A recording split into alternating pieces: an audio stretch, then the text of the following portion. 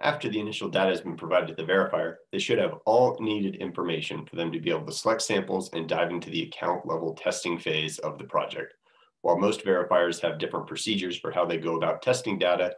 all verifiers will have different levels of testing they're looking to achieve and different testing focuses throughout these testing phases of the verification.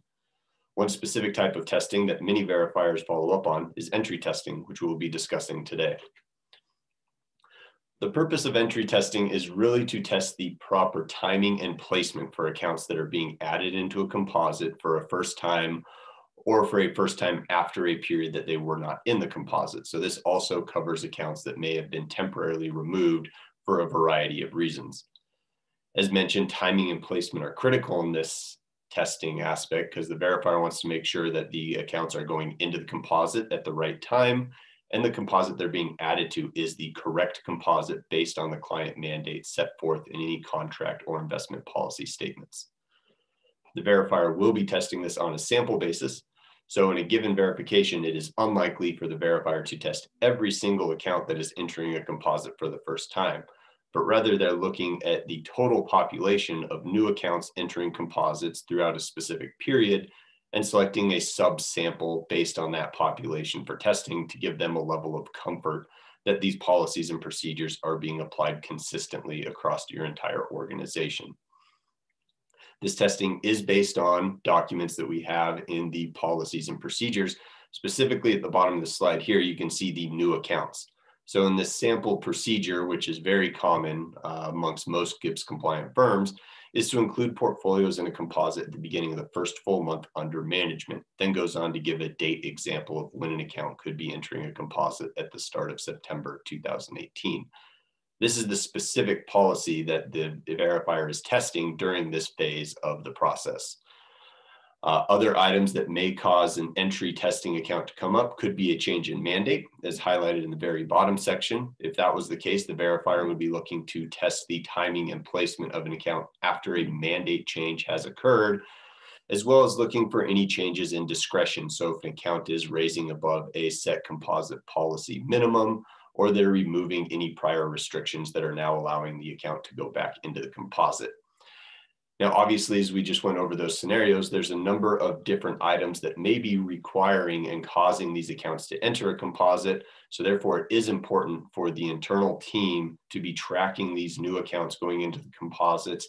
on a reoccurring basis and having detailed notes for why they're going into these composites. Because the why for why an account is going into a composite is important to identify what type of materials the verifier is going to look for and require to be able to sign off on a given account.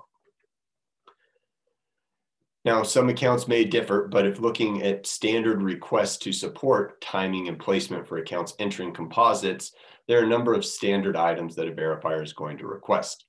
The first two items on this list, contracts and investment guidelines, as well as fee schedules. So these are two items that Longs Peak typically does not have access to pull down, as we generally have access only to the accounting system. So contracts, investment guidelines, and fee schedules are typically items we need our clients to help us gather and collect for these selected samples during a verification. Contracts and fee schedules are important documents because it shows a number of details that the verifier is looking for. First and foremost, being if that account is discretionary, they're looking at these documents also to see any selected mandates. So that also helps support the placement, as well as any documented dates as far as when that contract and investment guidelines were finalized to help support the timing. If we think of our example from the prior slide, if the verifier was looking for an account entering the composite for September 2018, a straightforward new account would support that with dates in the contract from August 2018, hinting that September is the first full month, tying back to that firm and organization's policies and procedures.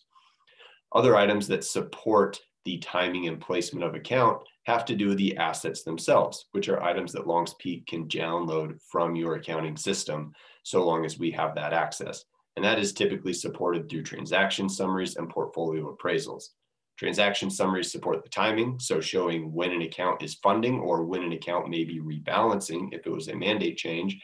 as well as appraisals as of the beginning of date for the month the account was included in the composite to make sure the assets within that account are within reason of how that given composite is described by the organization.